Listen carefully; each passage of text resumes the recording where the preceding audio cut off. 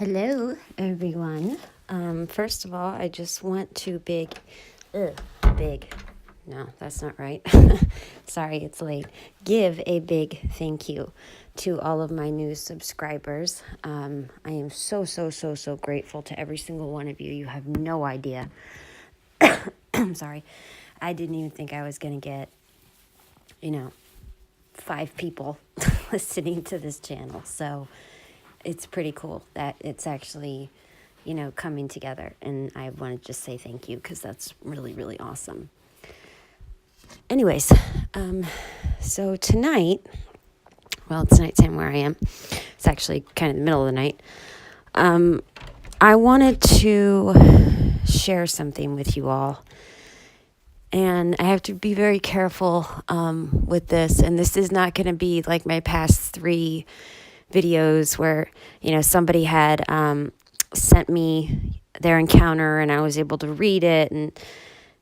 And this is all going to just come from, memory because I did not write this down. I didn't record this. This was told to me on a whim.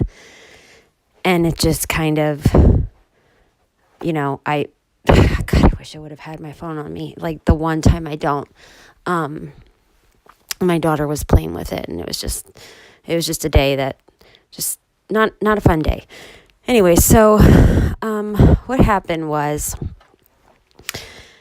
my family and I, we live in a very rural, and I think I have said this before in another video. We live in a very rural, middle of nowhere in the mountains. There's just pretty much nothing here. It's about, a good hour and a half to the closest store. So that just to give you an idea of how out here we are.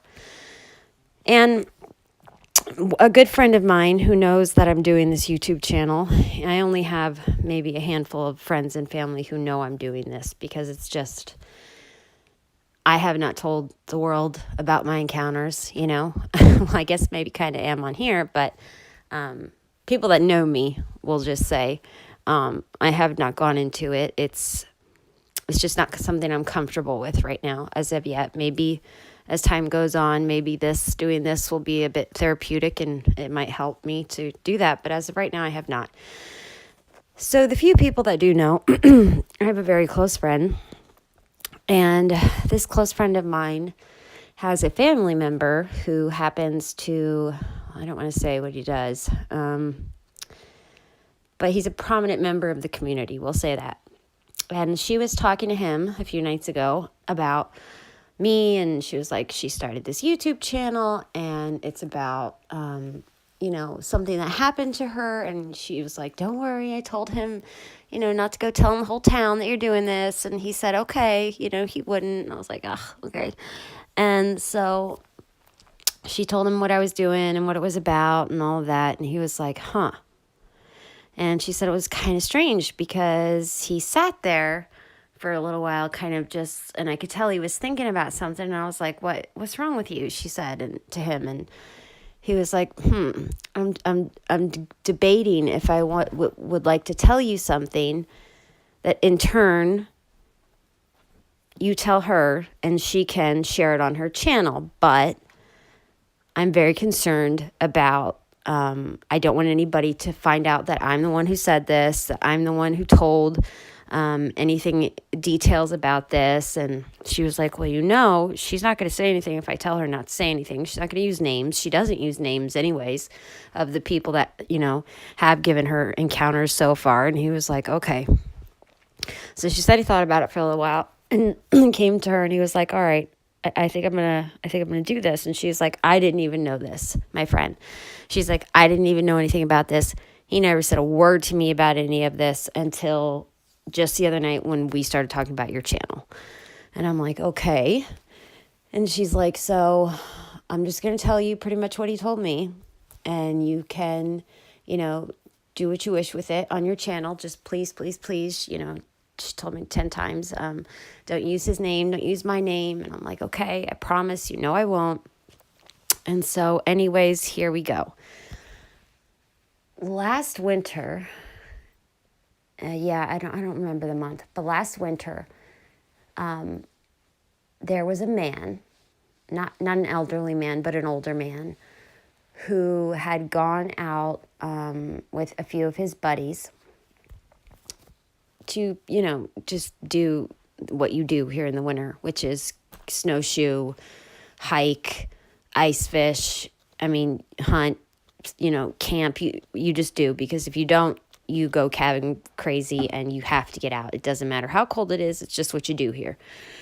So he had gone out on a little, kind of hiking, camping / little trip with a few of his other buddies. I think it was 3 other men that were with him. This man was a local. He was a very, very skilled, experienced hunter and outdoorsman. This man knew this town like the back of his hand, which is very small, so it's not very hard. And so what happened was him and his buddies had stopped along a river. And I won't say which one. They stopped along a river. It's actually not too far from my house. And they were taking a break. I guess they were getting some, something hot to drink and something to eat. And some of them were sitting like by a rock, I remember they said. And one of them was like, leaning on a tree, and they were just kind of, drinking their drinks they had brought and snacking and talking. And I guess at some point they noticed that this one particular man was not there anymore. And they were like, well, we figured at first maybe he just, went behind the trees to use the restroom or something like that, and he'll be back in a second. And some time had gone by, and they were like, this is really strange. Where is he? So they began to call for him and look for him, and nothing. Literally, not anything was ever found, okay? None of his clothes, not his pack, not his phone, nothing. It's literally like the man up and vanished off the face of the planet. This was a really big deal here in this little town because, we are so small. I actually made a pasta dish for the volunteers who volunteered to search for this man, because I couldn't go down and help search, because at the time my job I couldn't, the hours wouldn't allow me to do so. And I remember making a big pasta dish to take down there. It was horrible. This poor woman. Oh my gosh, his wife, God bless her. She was such a sweet lady. And it was just absolutely a horrible situation. I actually ran into her at the gas station about 2 weeks after he disappeared. And she was talking to the owner of the little shop, the little gas station, and she just kept saying over and over again, so-and-so, to the lady behind the counter, she was like, so-and-so, this just doesn't make sense. I've gone over this in my head every which way from Sunday, and it does not add up. If he got lost, he would have known how to get home. If something happened to him, we would have found him. He would have known to pull out his phone. His phone would have had GPS. We could have been able to track him. She was like, it just doesn't make sense. And I remember the shop owner, the lady behind the counter, she was just like, I know it doesn't. And this poor lady, I feel so bad for her to this day. But anyway, so my friend tells me that her family member, the man who, is telling her what I'm about to tell you. So he says to her basically, everything about that story isn't exactly as it seems.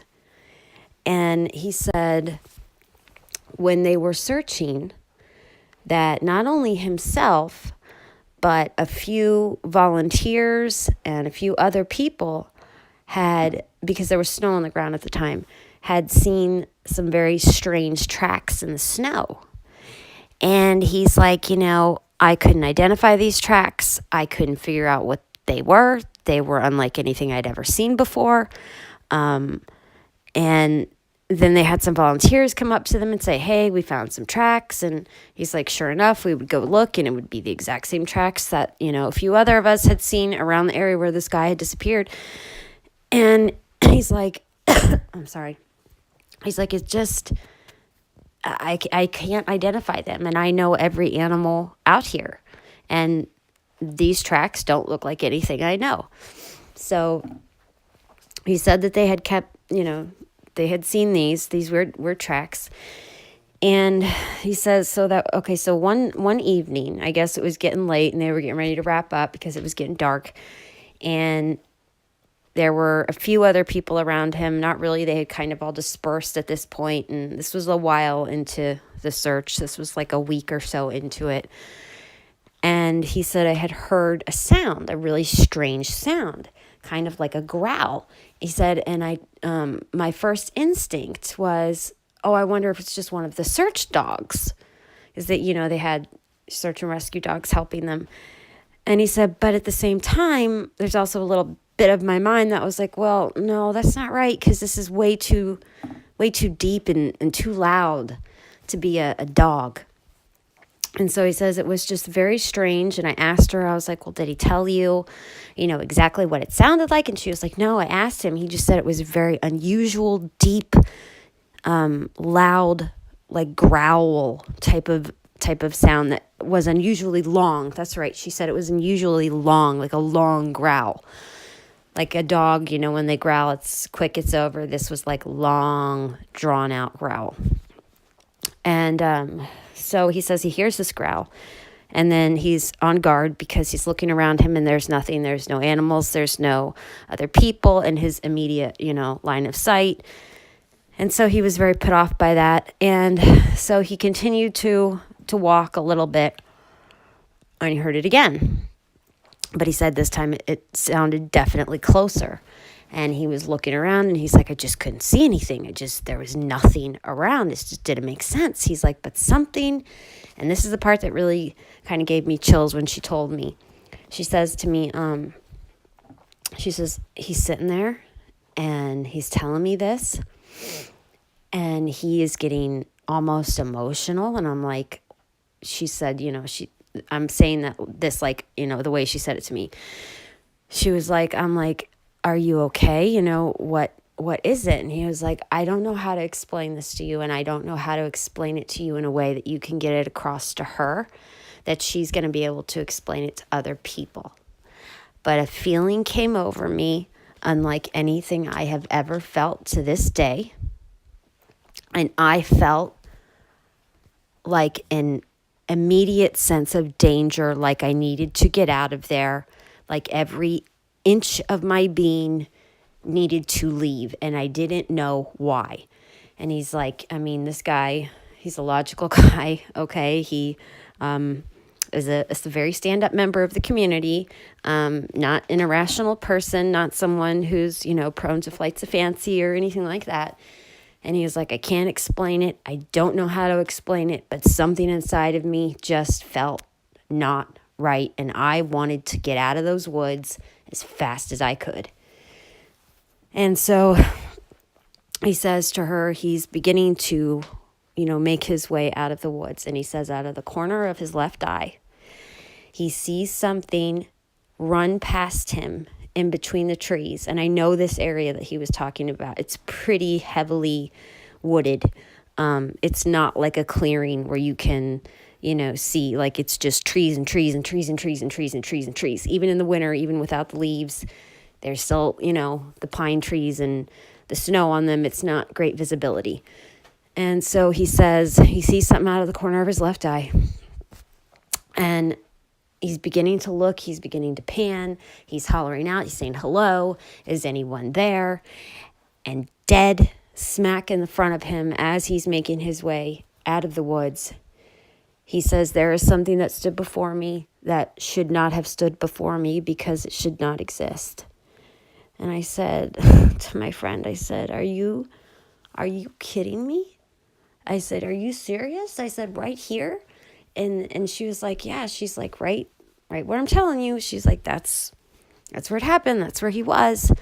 And I'm like, as she's telling me this, I can see on her face, she was kind of recounting the way that he said it to her.